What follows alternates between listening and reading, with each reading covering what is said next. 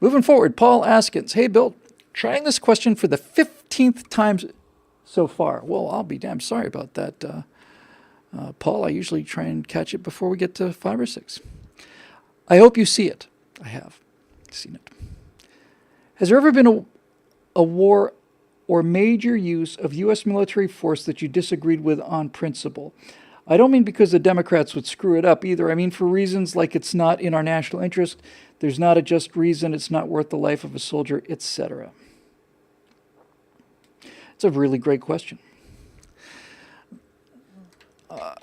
It's a detailed question. I'll give you a more limited answer first, then I'll see if I can think of any other details. In my opinion, I think the only action that the U.S. has taken militarily that was completely unjustified, absolutely unjustified, was the annexing of the Philippines and fighting the Filipinos in the Spanish-American War. Most people say the Mexican-American War. Plenty of good reasons for the Mexican-American War. Plenty of good reasons in terms of justification for going to war with Mexico. They had broken a lot of agreements and so on. The Spanish-American War, you could say, well, it didn't really have anything to do for us, but it did. In a lot of ways. And so in the Spanish-American War, we sailed this U.S. fleet into Manila Bay. Spanish fleet is there, an obsolete Spanish fleet. The U.S. Naval fleet was brand new, just simply right out of the box new. It was about 1900 or so, 1898, 99, somewhere in there. And we completely destroyed the Spanish fleet in Manila Bay. My understanding is that the U.S. suffered one casualty, which was a heart attack from a guy who was shoveling coal into one of the boilers. And the entire Spanish-American War was fought to free the Cubans and to free these other people from the yoke of Spanish imperialism, which is why if you go to the Philippines today, you still call them the Philippines because they're named after King Philip of Spain. And that's why you find so many Fernandos and Ferdinands and all the rest of it over in the Philippines. But after that was over, we basically had the chance, and I think the expectation, to basically hand the Philippines back to the Filipinos. 1898, thank you, Bone Canoe. And we didn't do it. I found out about this because of the heartbreak of it in the writing of Mark Twain. The heartbreak of it. And not just the heartbreak of it, but the stupidity of it. He basically said, I think the essay was called To the Person Sitting in Darkness. And his point was, here was America, the only powerful country in the world with clean hands that was holding all the cards, just simply holding all the cards in terms of the strength and the morality and all the rest of it. And he said that we decided to give imperialism a try, because that's what everybody else was doing. It was the thing to do. And decided to give it a try. And so we did. And it was just wrong. Just wrong. And to our credit, it didn't last very long. And the Philippines were suffering terribly under the Japanese, as were just about everybody else in Asia, as the Japanese grew stronger. And we fought and lost a lot of lives in Bataan and Corregidor, and the surrender of Corregidor, and the Bataan Death March, and the Battle of the Philippines in the beginning, and then the retaking of the Philippines, Battle of Leyte Gulf, and all the rest of it, was on some level payment for this. We behaved ourselves a lot better after that. I remember, I think it might have been the eruption of Mount Pinatubo, is that right? But we had two massive bases, huge bases in the Philippines. I want to say it was Clark Air Force Base in Subic Bay. I'm sure about Subic Bay. I'm not 100% sure. Clark, I think it was Clark. Enormous bases. And we just turned it over to the Filipinos. They said, we don't want the Americans here anymore. We said, okay, here you go. That's an honorable thing to do. Now, as far as the rest of it goes, Well, let's just walk it. Why don't we, Paul? I think we were justified in the Revolutionary War against the British. I don't have much question about that one. There are elements of the War of 1812 that certainly seem to be justification for fighting the British again. I'm sure I'm going to miss one here. The one I think that's probably the most contentious is the Mexican-American War. But the Mexican-American War was pretty much orchestrated by James Polk. And we're coming off of the situation with Texas and a number of other things. So basically, leading up to the Mexican-American War, the backstory is that a bunch of Americans left the United States and settled a Mexican territory called Texas. And they agreed to settle this Mexican territory called Texas because at the time Texas was a republic and provided civil protections like the United States, and these ancestral Texans decided that they'd rather live there and speak Spanish as long as they had this sense of government that they had here in the United States. Well, after they're settled in Texas, Mexico has a dictator installed, and the Texans don't like this very much, so you have the war for Texan independence, and Texans achieve their independence, and then the Spanish are deep in debt and borrow a bunch of money and is lent to them by not just, I don't think so much by the U.S. government, as enormous amounts of credit were given to them in terms of just regular trade and things of that nature, which they defaulted on, and so on and so on and so on and so on and so on. I would say that of all of them, if the Philippine adventure was the one thing I think I'm ashamed of, I would say the Texas one has some definite ambiguity to it. But we did buy a lot of that land, and Mexico just pissed it away. I know here in California there's this whole La Raza movement that's basically saying, oh, Texas belongs to us. This is Mexican speaking. Texas belongs to us, and Arizona belongs to us, and Southern California belongs to us, and we want it back. Well, anybody who's ever been to Tijuana and San Diego or seen the border between El Paso and Ciudad Juarez knows that there's a artificial line that's just drawn on the ground, and on one side of that line everything's working, and on the other side of the line nothing's working. And since the Spanish-American War was won by American soldiers conquering Mexico City, taking over the military academy, Chapultepec, I think, something like that. It's essentially their West Point. And a bunch of young American officers in their late 20s, early 30s, guys named, Braxton Bragg and Robert E. Lee and Ulysses S. Grant and a bunch of these other guys who are going to be major figures in the U.S. Civil War 15 years later, storm the ramparts, basically, and we have the entire country. We're sitting in the Capitol. So he gave them the Capitol back and all the rest of it. So that certainly is something else. Eric brings up a very good point about the Sioux Wars, the Indian Wars. There are certainly elements of our history in terms of dealing with the Indians that are just cause for unmitigated shame. It's not so much the fighting as it is the number of treaties that were just simply broken. I'm not going to apply modern morality to people in that position. And so I don't expect them to, celebrate diversity or anything like that. And I don't expect them to have any of these modern sensibilities. But the fact is, we had inked a number of treaties with Indian tribes. We brought them in and made them sign a contract or make their mark on an actual treaty, and we just kept tearing them up. That's shameful and disgraceful. There certainly was going to be some kind of resolution to this, but we could have done that much, much better than we did. It does, however, bear mentioning that since this is a very loaded topic, and especially since the left loves to pummel us with this one, the it's not just the Sioux War.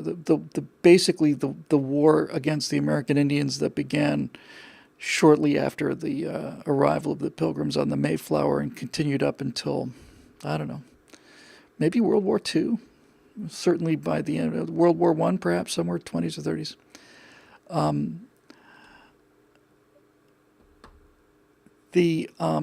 The fact of the matter is, though, that was a shooting war by and large. People call it a genocide. There were individual massacres in both sides, but genocide, it certainly was not. You'll hear the left say, well, we gave these Indians blankets infected with smallpox designed to wipe them out as a biological weapon. And we did this 70 years before germ theory, which is quite an achievement on our part if you think about it. Nobody knew that smallpox was carried by germs. They thought it came from vapors, from bad air. But the thing that needs to be said about the Indian Wars is it wasn't the Indian. Here's where I'm trying to go with this. The American Indians were not these spiritual hippies that they're portrayed to be. They didn't just sit there on granite cliffs and cross-legged behold the wonders of nature. That's not what it was about. And much earlier, before the modern American Indians, people talk about, oh, well, they were so good where they conserved all the buffalo pieces and so on. True, that's true. And the slaughter of the buffalo is another thing that was shameful. But in any event, there were in North America, tens of thousands of years ago, enormous mammals here. There were mammoths and ground sloths, saber-toothed tigers, big mammals here. And they're not here anymore. And the reason they're not here anymore is because the ancestors of the Indians hunted them to extinction. So nobody gets away with a clean card on that one. The two other things I want to say about the Indian situation are this. While it is true that there was an ongoing 400-year war with the white settlers, it's also true that the Indians were at war with each other all the time. In fact, all primitive people are at war far more often than modern people. Let's just say savage people versus civilized people. That's really what it comes down to. Still goes on today. There are modern people. When I say modern, they're living today in New Guinea and in the rainforests, and much of their lives are spent with war. We are far less warlike than primitive societies. So the Apache raided the Sioux, and the Navajo raided the Seminoles or whoever, and they simply were at war with each other all the time. A little further south, the Spanish were dealing with the natives rather than the English, and I think they were considerably more brutal to the native populations. But I have to tell you, I say this with all sincerity, anywhere I look in history, and I think I'll go with I'll say even including the Nazis on this one. I think I would probably go that far. There has never been a society on Earth more repellent than the Aztec society, the Mexica society. The Aztecs, to some degree the Mayans, but the Aztecs were simply the worst people that ever lived on this earth. There's fairly convincing evidence that during one of their religious ceremonies, they would basically send their armies out and capture slaves. They would just spread out from Tenochtitlan, which was a floating city. It was amazing.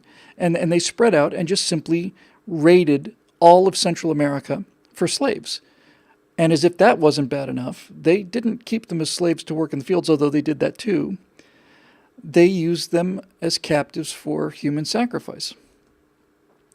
And the Aztecs, apparently, there's some pretty good evidence for this, over the course of a 2 or 3 day religious holiday, sacrificed 80,000 people, bent over bent over backwards over a stone pillar, and then an obsidian blade, cutting their living heart out, cutting that heart out and holding it up, and then basically beheading the body, kicking the head down the very steep pyramid. The body goes down the pyramid. At the bottom, it's skinned, and then the priest would walk around wearing the human skin. 80,000 people. That actually exceeds the death. The not the count. What's the word? They're actually killing people faster than they killed them at Auschwitz. So this idea, like I say, that the Indians were these noble creatures, that were just so perfect for the earth, is a real recent invention. Hey, Bone Canoe got that just about the same time I did. So there's that. And then the final thing I'll say about the Indians is this. Well, what do you think about when you think about Indian culture? When you think about the American Indian, what comes to mind? Well, I mean, everybody has pretty much the same image, right? You've got a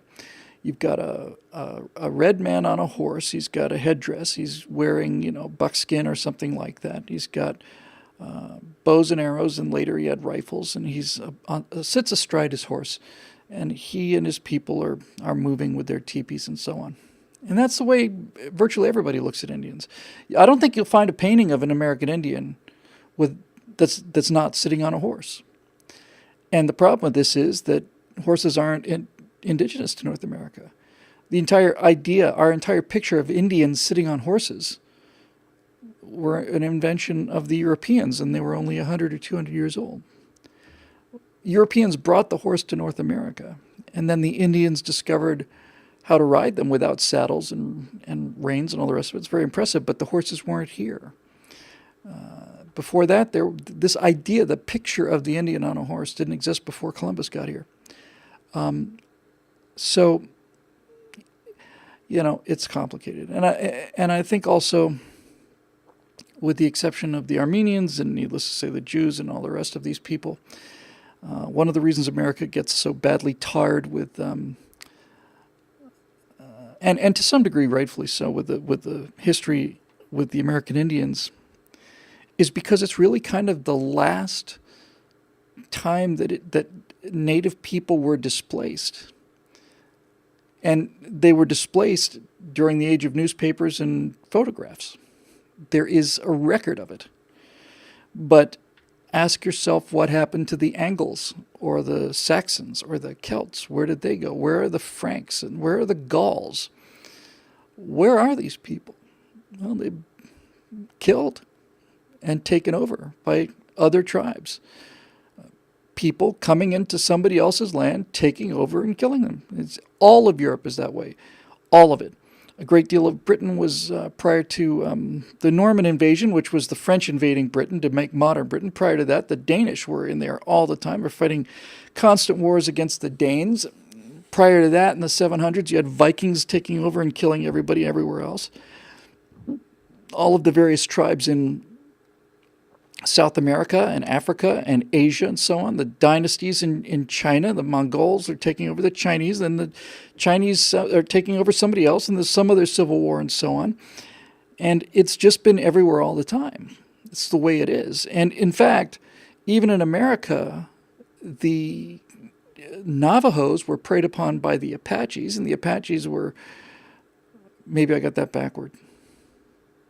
One of them was really, really hardcore, and other Indian tribes looked at them the way we would look at the SS. So that's the Indian Wars. And the Mexican-American War, that gets us to the Civil War.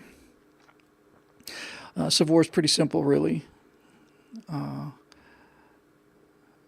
can make it the War of Northern Aggression. You can call it the War of States' Rights, and you'd be right about all those things. But the states' right in question was the right to own slaves. The Civil War was caused by the realization on the part of the South that if new territories kept coming into the Union as states, and that if they were allowed to decide for themselves, rather than having slavery mandated below a certain line of latitude, which I forget the number of, 34th parallel, something like that. when the South realized that these new territories were going to come in as free territories into the United States, they knew their days were numbered. And so when a Republican was elected, he was defeated in 56. Fremont ran as the first Republican president. It was a three-way contest, and Fremont lost. But in 1860, Abraham Lincoln won. And when the slave-owning South, the Democrats basically, realized that the Republican had been elected president, the 7 states of the Deep South left the Union before Lincoln was inaugurated. They just took their football and went home. The entire Confederacy, you could make the case, essentially was the Democratic Party that vacated Washington and started its own country. So as far as this goes, people say, well, it wasn't about slavery, it was about states' rights. True, it was about the right of a state for you to keep a slave. They weren't seceding over the price of banana tariffs. And so your justification for the Civil War comes down to a pretty simple issue. If it turns out that slaves are property, then the South is correct. It is the war of northern aggression. It is completely unjustified. And the federal government has no business going down into a state or into individual people's houses and taking away their slaves any more than they'd have a right to take away their chickens or their horses. But if slavery is a moral evil, and since this country was founded upon the whole idea of natural law, the idea that there are laws above the laws of man,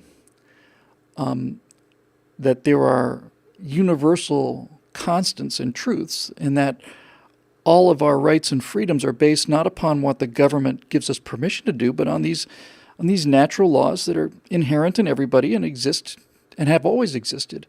If you believe in natural law, and you believe then that slaves were people, then it didn't matter whether there was legal justification for them having slaves, that slavery was built into the Constitution and all the rest. It didn't matter if it was legal for you to have slaves in Alabama.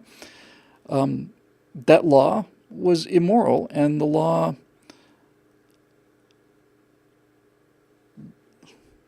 was invalid. It was invalid.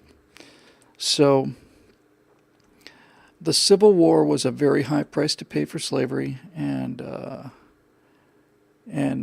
I want to say in the state of Mississippi, something like 25% of the state's total expenditures for the first 4 or 5 years after the war, 25% of all the money spent by the state of Mississippi was to pay for prosthetics, fake legs, wooden legs, mechanical hands, and all the rest of it. So that gets us to the Civil War. I hope I'm not missing anything. Spanish-American War. The main incident likely was staged.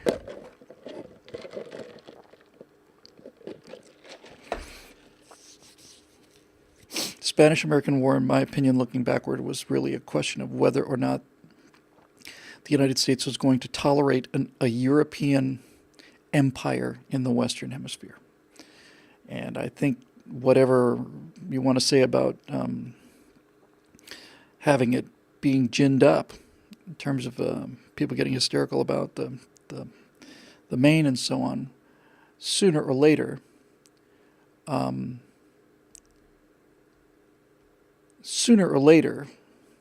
there was going to be a reckoning about whether or not a European empire and power could exist in the Western Hemisphere, and whether we would tolerate it or not. And the answer is no. So I thought there was ample justification for the Spanish-American War in the beginning, especially after what they were doing in Cuba. After that, we now get into the one area where I think we are in really deep, very deep ethical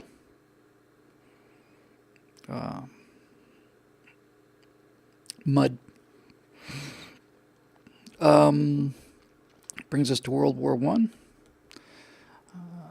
of the common things you hear you hear this today. You didn't hear it I'm sure they felt it during the war, but kind of today you hear a lot of bitterness sometimes if you're arguing with Brits on on the internet, and they'll say, you Yankees were so late to the fight, You were so late, we were fighting Hitler on our own. I know I'm talking about World War II there, but same is true for World War I. We got into World War I late. World War I started, August of 1914, and we didn't really get into the fight until 1917. It was over by the end of 1918. But the whole reason that there's an America is because we didn't want to deal with this nonsense. I think that World War One. I think World War I is the biggest catastrophe in human history. I think the Bolshevik takeover of Russia is second, but I think World War I is probably the biggest catastrophe in human history, because I cannot for the life of me understand what that war was fought about, other than the fact that there had been so much peace and the population pressures were so high and militarism was so high. I'm not saying that it wouldn't have been fought, but nothing came of it. Somebody was once asked, it's a school, a journalism school, and the assignment for the journalism class was to write the most shocking headline you could imagine. And this was probably in 1930 or something, before World War II. And the winner of that contest wrote a headline that said, Archduke Franz Ferdinand found alive, World War I fought by mistake. So World War I is where we lost our confidence in ourselves. The British particularly lost the flower of their generation, and so did the French and the Germans. But prior to World War I, things like even the Titanic, which was certainly a wake-up call, were considered flukes. Prior to World War I, people thought that humans were capable of anything. We'll just build bigger machines and do whatever we want to, and there's no end to it. That's kind of where the whole steampunk thing comes from, by the way. If you're not familiar with the term, steampunk is the idea that the Victorians essentially remained ascendant long enough to have things like time machine and space travel and all the rest. So you end up with ray guns that are made out of brass and crystal and stuff, and it's an interesting look. But World War I was horrible. Horrible. They're all horrible, but and nothing more horrible than Kenai, by the way. I think I might just do a whole, or Canny. I always want to say Kenai because it sounds right, but it's Canny. I think I might do a whole Stratosphere Lounge on the Battle of Canny alone, just that. But in any event, morning of July 1st, 1916, somebody blows a whistle, and 15 minutes later, there are 16,000 British casualties. That's, I think the worst day in American history was, single day was Antietam, and I want to say it was 4,000 dead, somewhere in that area. And the pointlessness of it, and just the futility of it, and when it was over. I've heard people make a compelling case to say that World War I and World War II were not really different wars. It was just basically an intermission between the two sides, and World War I ended so badly and so stupidly that World War II became inevitable. And needless to say, if there was ever a justified war in human history, World War II is it. I don't think there's a clearer example of good versus evil actually in the world, not just as philosophical concepts. I don't think there was a better example of what we call good versus what we call evil than the British and the Americans fighting the Germans and the Japanese. And the Russians sit in the middle of it because they fought the Germans. Germany was beaten, 70 or 80% of Germany was beaten by, German strength was beaten by the Russians. And the Russians would be on the side of the good guys there if it weren't for the fact that, with the exception of the war, prior to the war and after the war, the Soviet Union was a horrific place. But World War II, you got death camps on one side and Hershey bars on the other. So there you go. Korea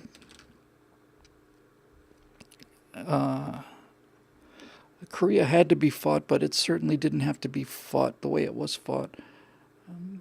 So Korea, as with Vietnam, everybody's, oh, the Americans are so aggressive. No, we were just sitting there minding our own business. North Korea, the first of the Kims, Kim Il-sung, goes to Stalin and says, I want to unify the Korean peninsula. Stalin says, knock yourself out. Kim says, well, we'll need air cover and all that support. Stalin says, absolutely, go get it. So Kim launches the attack from the north onto South Korea. Stalin reneges on his promise for direct support anyway, supplies them with jets and pilots and things. The attack is so surprising and so effective that basically they overrun Seoul in a very short period of time, push South Korean and American forces, United Nations forces, all the way down to the tip of the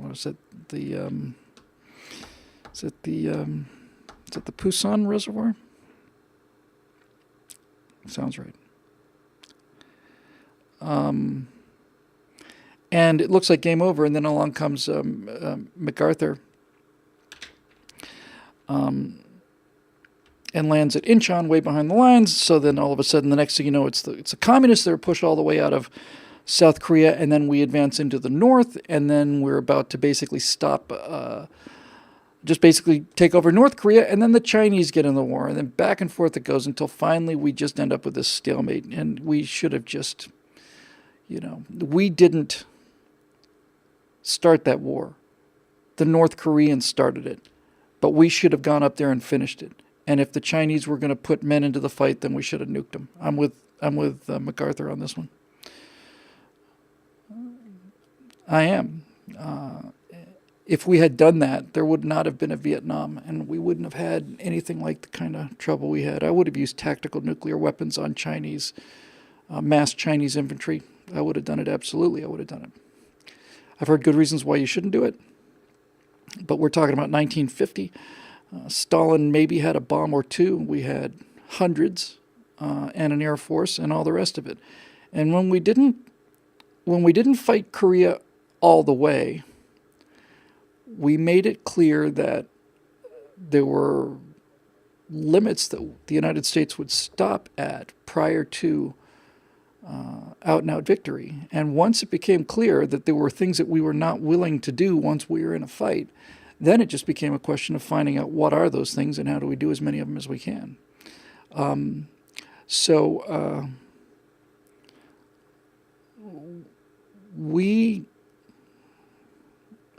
We should have made North Korea pay for that invasion with the regime. We should have simply made them pay for it with the regime, but we didn't.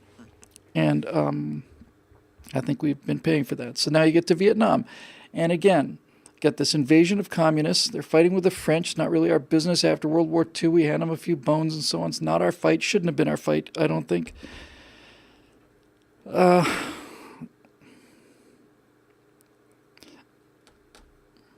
Vietnam is the great tragedy. This is not a breakthrough thought on my part. I'm sure there's not anybody's going to notify the press saying that Bill Whittle thinks that Vietnam was a tragedy. But the reason Vietnam was a tragedy is because that could have been a fairly simple and effective conflict.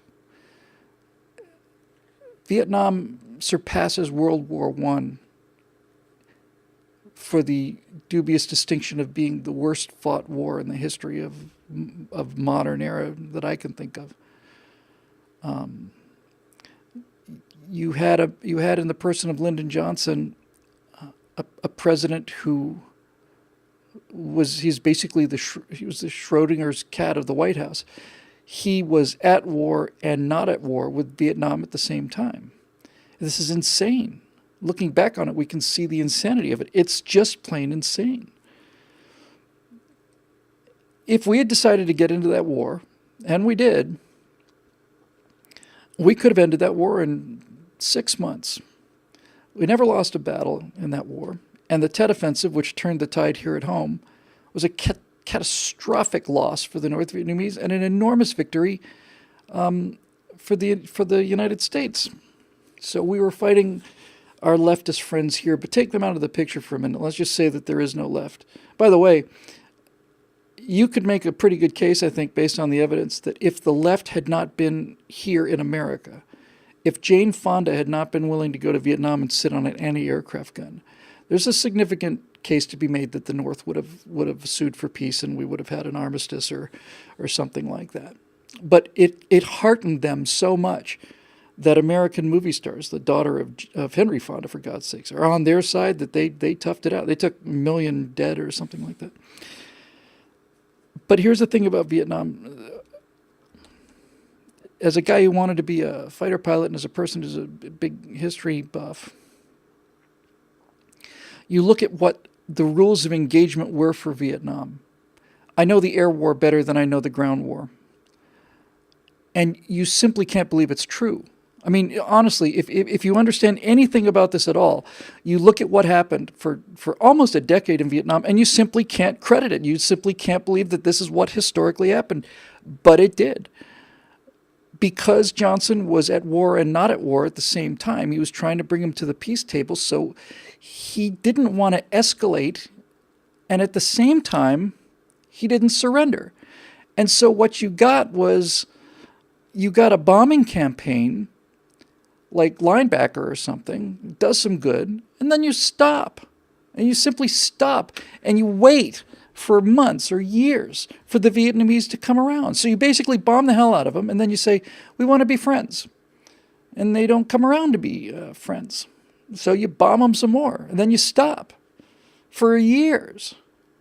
You take a hill, you wipe out the NVA or the Viet Cong on the hill, you lose 300 Marines, but it's a huge victory. We killed thousands of them, and then what happens? We evacuate the hill. What does that tell you? What do you think that must have done to the morale of those men who had taken the territory at such incredible cost? What does that do to their morale? Or look at Quezon. Son. You've got this American fire base out in the middle of nowhere, and North Vietnam decides to make Quezon the American Alamo. It's going to be a catastrophe. It's going to be Dien Bien Phu. It's going to be where they did to the Americans what they did to the French, wiped them out, and made everybody in America think we got to go home. So you got the entire might of North Vietnam surrounding this one fire base, mostly with Marines, and they completely surround it, lay siege to it. Tet is going on.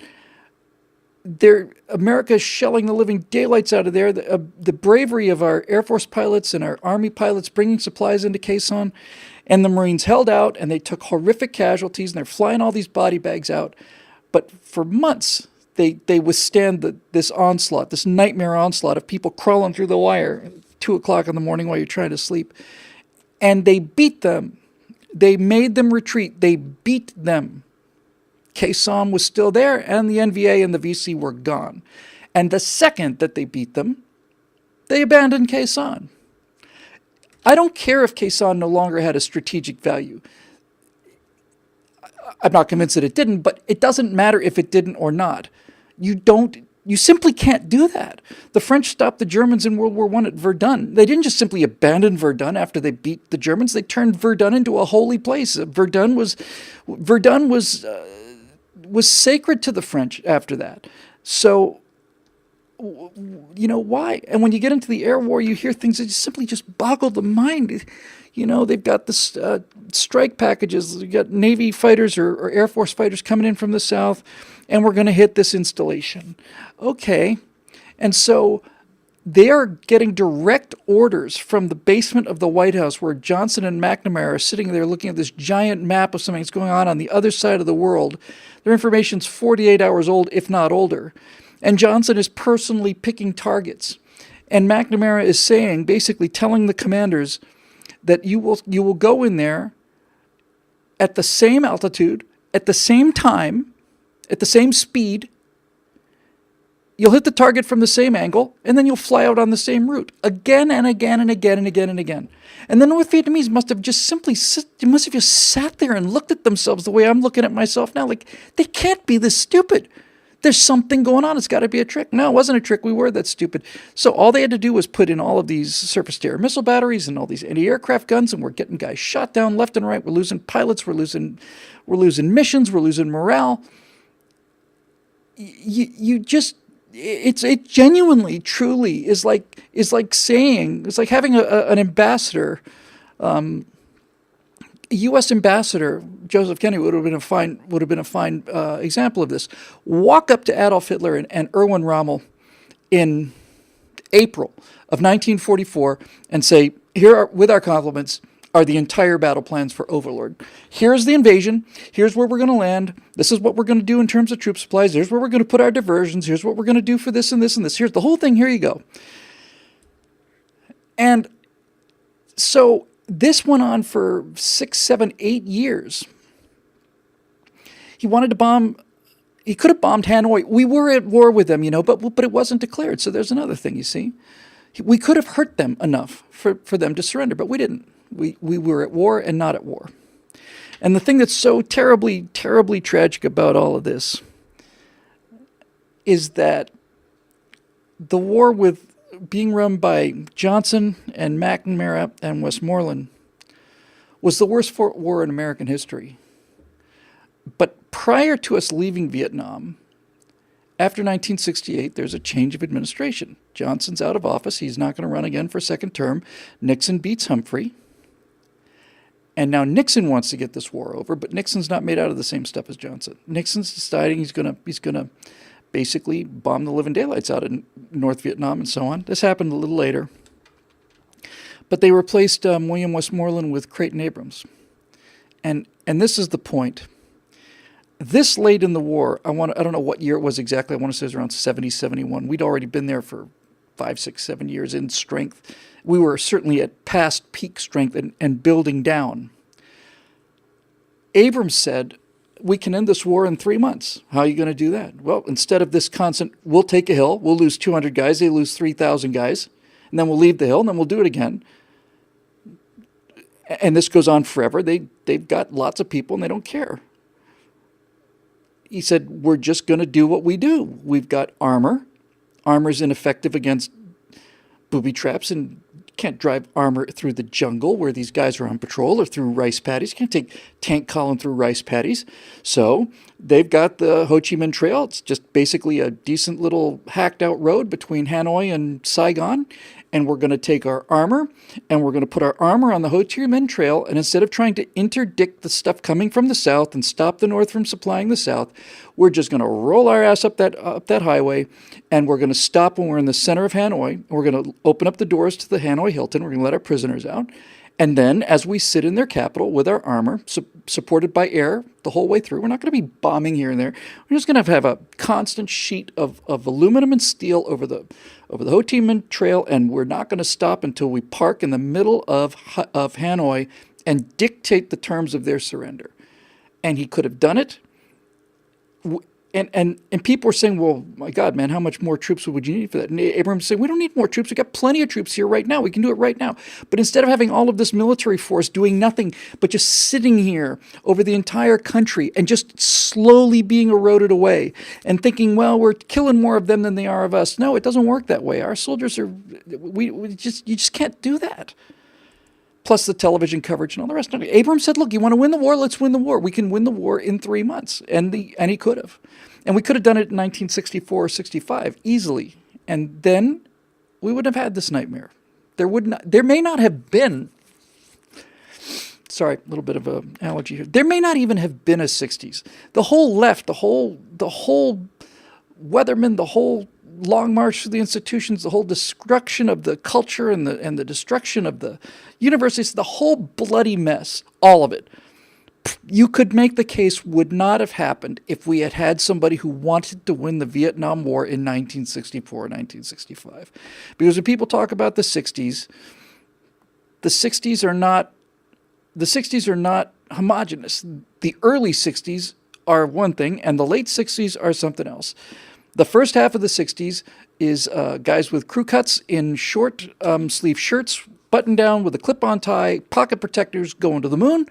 And the second half of the 60s are a bunch of hippies basically, screwing in the mud and going on LSD trips in Woodstock. And that wouldn't have happened, I don't think, without the war. Grenada, we could do police actions. Some of these things are completely necessary. I think Grenada was necessary. I think Panama was necessary. And I don't think the reasons that we went into Grenada and Panama were for the following. But the fact is, once Ronald Reagan became president, and after the debacle with the Iranians in Desert One, we had a new military, and we had to test it. I remember when U.S. forces went into Grenada, they were wearing for the first time, they were wearing the new style helmets. People said they were Nazi helmets because they had the protection in the back.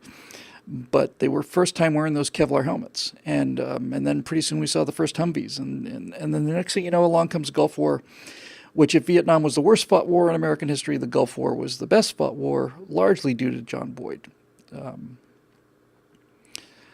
Boyd's philosophy got us the aircraft that gave us the air supremacy, not just air superiority, air supremacy. Once we started in the Gulf War, we owned the skies. And if you don't own the skies, then you're not going to win the war. If you're still fighting for control of the air, then the battlefield is up for grabs. But if you own the air, then the battlefield's yours. Just a matter of time. So Boyd's weapons, like the F-15 and the F-16, and Vipercheck is screaming John Warden, who I don't know about. I guess he was the Air Force commander. In any event, it was a beautifully run campaign. And also it was Boyd's influence that made Schwarzkopf avoid the straight ahead up the middle war of attrition going right through the Iraqi front lines. I don't know who John Warden is, Foghorn. Sorry, you can enlighten me later. Schwarzkopf decides to do an enormous flanking maneuver. He basically pulls a Stonewall Jackson, and it's over in 100 hours. We didn't go into Baghdad, and I don't think we really were prepared to, and I'm not entirely sure. I'm quite sure we weren't ready to, although we might have been able to knock that Saddam regime over easier than it seemed. In any event, since Gulf War I was not finished, it became like World War I. Just waiting for round two, and sure enough, that's what we got with Iraq. That's what we got with Afghanistan, was direct anti-terrorism activity. And I will maintain this, and I still maintain this, and I really do believe this. I think there's excellent evidence to be made for this. Needless to say, after 9/11, the attacks and the entry into Afghanistan was necessary because for the first time, these Islamic terrorists had an entire country. And a country is a useful thing to have if you're a terrorist. It means you can basically plan in the open and mass supplies and build things and have training schools and all the rest of it. So that basically Islamic terrorists took over Afghanistan in the form of the Taliban. They had this whole country to themselves. And all of the attacks on 9/11 were basically planned in Afghanistan. And Osama bin Laden was planning to build his big palace there, which he could rule the new caliphate once he knocked a hole in the paper tiger. So needless to say, Afghanistan had to happen. But I think Iraq was a major, enormous victory in the war on terror. And I don't know why nobody is talking about this, because the evidence to me is pretty straightforward. We all remember what it was like on September 12th. Well, maybe not all of us. 15 years ago, 17 years ago now. So astonishing. So for those of you who are too young to remember, there's probably not very many people here watching this, but if you weren't fully adult at the time, you went through September 11th in an absolute just daze. And then on September 12th, if you're like me, you put an American flag on everything.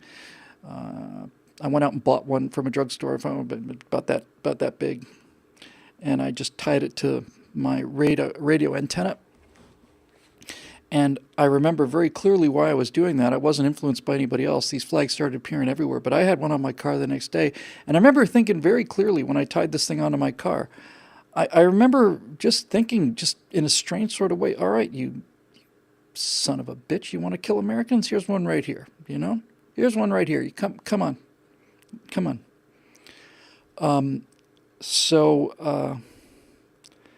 But Al-Qaeda was extremely powerful, and after 9/11, they were recruiting like crazy. Here's a chance to defeat the great Satan. Here's a chance to bring down the Americans who have all of the things that Allah promised us. And they're infidels and all the rest of it.